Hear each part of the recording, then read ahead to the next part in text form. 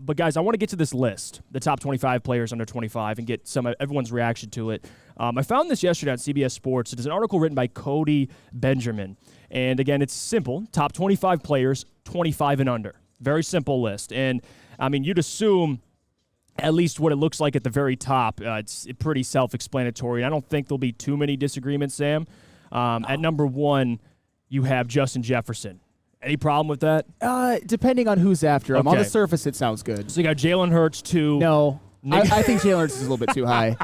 And I like Jalen Hurts. He obviously played a great Super Bowl last year, had a MVP caliber season last year. I think he finished second, and he probably would have won Super Bowl MVP. He definitely would have won Super Bowl MVP if the Eagles would have won. But I think Jalen Hurts is too high. Yeah, well, especially when you see who's behind him. Nick Bosa at 3. I'll move Nick Bosa up to number 1. He's the best defensive player in football right now. Yeah, I would agree with that. It's either JJ or Nick Bosa. I don't think Jalen Hurts is number 2 also. Number 4, Micah Parsons. I don't disagree there. 5, Jamar Chase. 6, Justin Herbert. 7, Sauce Gardner. As you can see, young, up-and-coming talent. Now, you already saw where Amon-Ra came in at. I do. And I'll just get to the closest lion. So 20 is Garrett Wilson. 21 is Devonta Smith. 22 is Penei Sewell. Now, if you talk about left tackles or right tackles in this case, because Penei plays right, Rashawn Slater is 19. So he's just in front of Penei, and there isn't any tackles higher than those guys besides Tristan Wirfs. And he's 9. So 21 or 22 Penei's at to 9 where Tristan Wirfs is at. And then another offensive lineman, Creed Humphrey, which we would agree is already one of the better centers in the NFL. Yep. So that's fine. But when you first see Penei Sewell at 22, behind Devonta Smith, what comes to your mind? You know, I don't mind it. I'm just glad that Penei Sewell is on the list. Obviously, we think that he is going to be one of the cornerstones and the linchpins of this team going forward, and I already think that Penei Sewell is definitely an up-and-coming tackle in this league, but as of right now, he's still only made 1 Pro Bowl. And when you look at all the other even offensive linemen who are ahead of him, Rashawn Slater, he missed most of last season due to injury, but the year that he played, his rookie season, he was second-team All-Pro, and he was a higher-graded pass blocker in his healthy year than Penei Sewell was in his healthy year, in his last season. Right. And then you look at Creed Humphrey. I don't think anybody has a problem with that. He is, in my opinion, going to take the step into being the best center in the NFL, especially when Jason Kelce kind of tapers off, which I think Creed Humphrey makes that jump this year. And then Tristan Wirfs, I think 9 is a little bit high overall as a ranking, but as an offensive lineman under 25, he is a 2-time All-Pro, 2-time Pro Bowler, and graded out extremely high on pass blocking, one of the best pass blockers in all of the NFL. So to me, Penei Sewell, when they make a list like that this next year, I think he's going to be top 15, borderline top 10. But right now, I think Penei Sewell is exactly where he should be, which is on the list, but not too high. What he is going to do is far greater than what he's already done. Yeah, I think I just think it's ridiculous. Even though I understand the fact that he's 22 and you have all these offensive linemen ranked significantly higher. It's not just the offensive linemen too. Like for example, CeeDee Lamb is number 10. Okay, and CeeDee Lamb's a damn good wide receiver. How in the hell is Amon-Ra St. Brown 24? He's 14 spots behind CeeDee Lamb. That's now, one that's if you're going to put Amon-Ra at 24, you better have CeeDee Lamb at like 18, 19. Like there shouldn't be a 14-spot difference between CeeDee Lamb and Amon-Ra St. Brown. If you look at Amon-Ra just in his class alone, he's already at the top of his class in receptions for a 4th-round pick. Through 2 seasons, production-wise, stack him up against a lot of other young, up-and-coming wide receivers. That doesn't make any sense to me. But again, it's not about CeeDee Lamb, because CeeDee Lamb I like a lot. Yeah. I think CeeDee Lamb's a great wide receiver. But Sam, if I asked you, to name the top 12 wide receivers, wouldn't that list feature Amon-Ra and CeeDee Lamb? It would feature Amon-Ra and CeeDee Lamb. And they would be relatively in the same realm of caliber. Not maybe CeeDee's a couple spots, maybe a spot or 2 higher, but 14 spots for top 25 players under 25. That's ridiculous to me. Well, and it's not just CeeDee Lamb. There's 8 players ranked above him when it comes to 8 wide receivers ranked above him when it comes to wide receivers under 25. I mean, you got T. Higgins. And obviously, I respect T. Higgins. I love his game. Very few can high point the ball like T. Higgins, like he showed against the Kansas City Chiefs in the AFC Championship game. But I think it's a knock against him that he is not even the best receiver on his own team. It's Jamar Chase far and away. They even put Garrett Wilson over over Amon-Ra St. Brown. And for the record, I really like Garrett Wilson. He was the Offensive Rookie of the Year. He was the deserving Offensive Rookie of the Year. But at the same time, he's only had one season. And Amon-Ra St. Brown has proved it over two, most certainly over 1.5, because when Ben Johnson took over, it was pretty much a wrap for Amon-Ra St. Brown. You even look at DK Metcalf, Devontae Smith is another one. He had a great year, 1,200 yards last year, but he's not even the best receiver on his own team. It's A.J. Brown far and away. That's the thing. And Braylon Edwards always says this, and again, for Braylon to speak on this, it's better than anybody. Being the number 2 wide receiver on a team has significant benefits because, again, Amon-Ra walks in every single week and defenses game plan for Amon-Ra St. Brown. For Devonta Smith, they're game planning for A.J. Brown and Devonta Smith, but he gets the benefit. You can't double cover Devonta Smith. You will never do it because you got A.J. Brown over on the other side. Amon-Ra St. Brown, he gets all the – defense is strictly Khalif Raymond, Josh Reynolds, nice. They're nice players, but come on, dude. Come on. The drop-off from with no Jameson, especially this season for the first 6 games. Amon-Ra and what he has to battle every week and what he has to overcome is much more significant than Devonta Smith. 100%. And there's another example that I didn't even get to. How about Jalen Waddle being ranked above Amon-Ra St. Brown? I love Jalen Waddle's skill set. I think he led the NFL in yards per catch last season. He is absolutely lethal. But do you think it helped him out maybe a tad that on the other side there's, I don't know, Tyreek freaking Hill, only the fastest man I've ever seen on a football field, had over 1,700 yards receiving. How big of a jump did Jalen Waddle's numbers take from last year without Tyreek Hill to this year with Tyreek Hill? I'll give you a hint. It is astronomical. And that's nothing against Jalen Waddle, but nobody is game planning for Jalen Waddle over Tyreek Hill. You're definitely game planning for both, but Tyreek Hill is El Capitano of wide receiver speed, probably in the history of the NFL. I've never seen anyone like him. It's a very simple question. Who gets doubled? It's not Jalen Waddle. It's going to be Tyreek Hill. Yes. Amon-Ra St. Brown is going to be doubled. It is what it is. Eric Allen says, WoodwardSports.com, which get involved, by the way, if you're watching, WoodwardSports.com in the chat thread. Eric says, Amon-Ra has the same amount of catches with Jefferson and Chase and played in less games than those two. That's a mic drop, Sam. that absolutely Production, is. It is what it is. But again, if anything, this kind of speaks to Detroit as a whole because, and this has been a constant theme here, because in the offseason, there's nothing going on sports-wise, live action-wise, besides the Tigers, who actually won yesterday. Hey. Side note. I still don't think they're winning their division, but anyway, we'll move on from that. Out. 3 games out. That is true. 4 games out. 4 games out.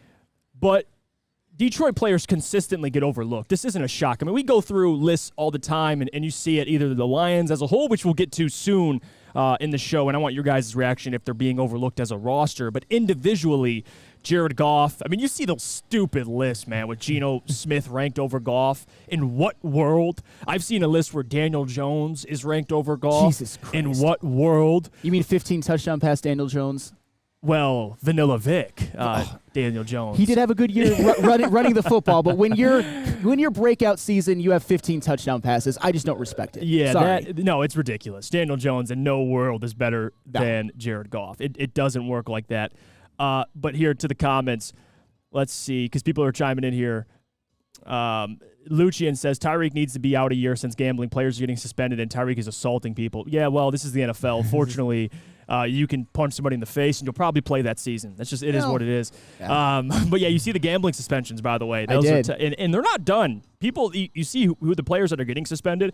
The NFL is just getting started. Like that article that came out about the Lions being investigated for another player.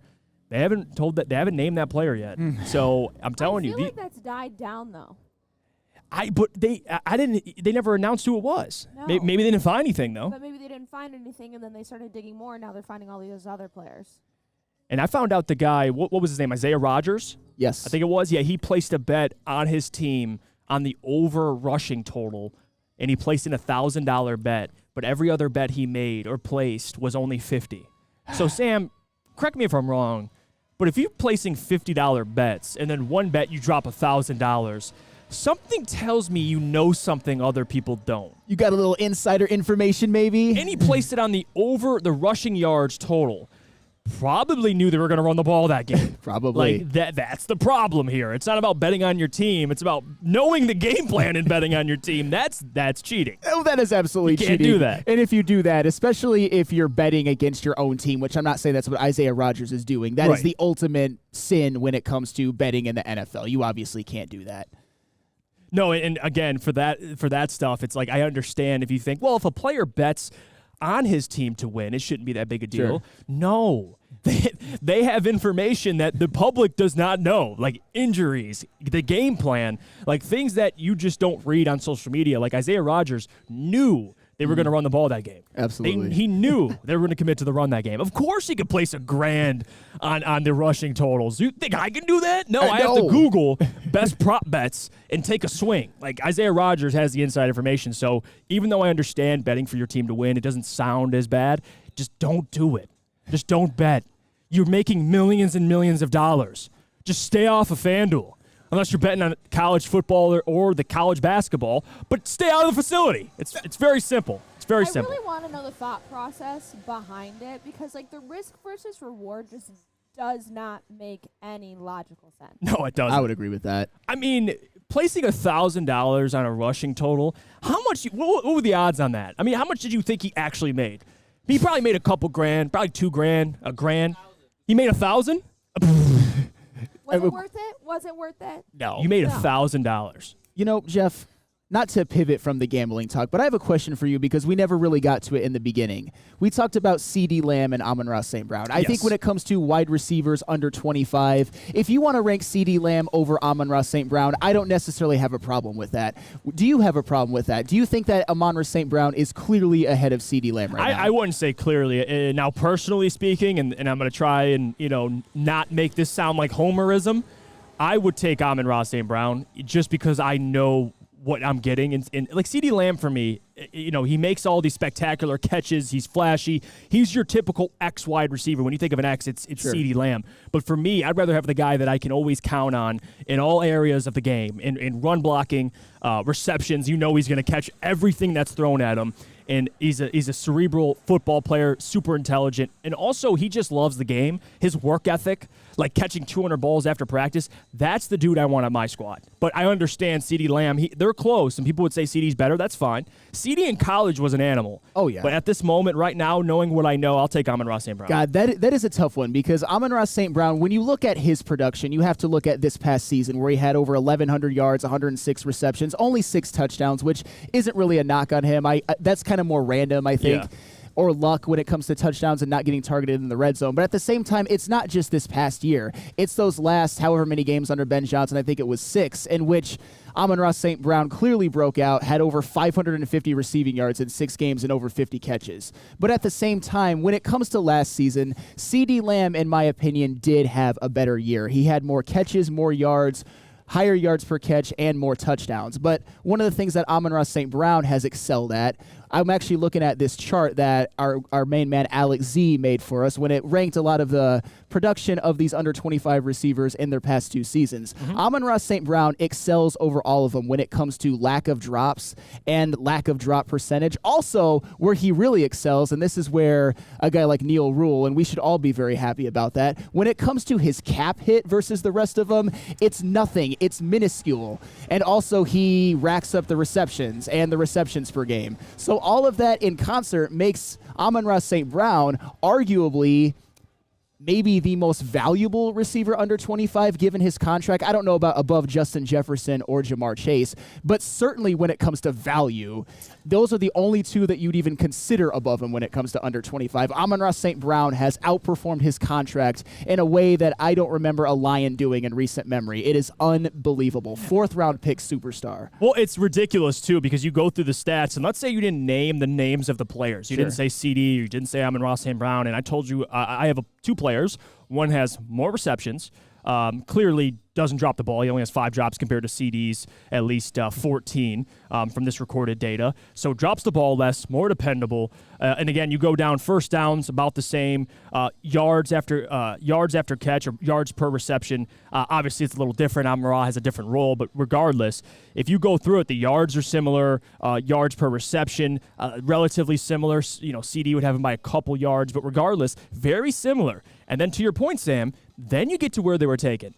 Very similar production. One has less drops, more dependable, probably a better run blocker.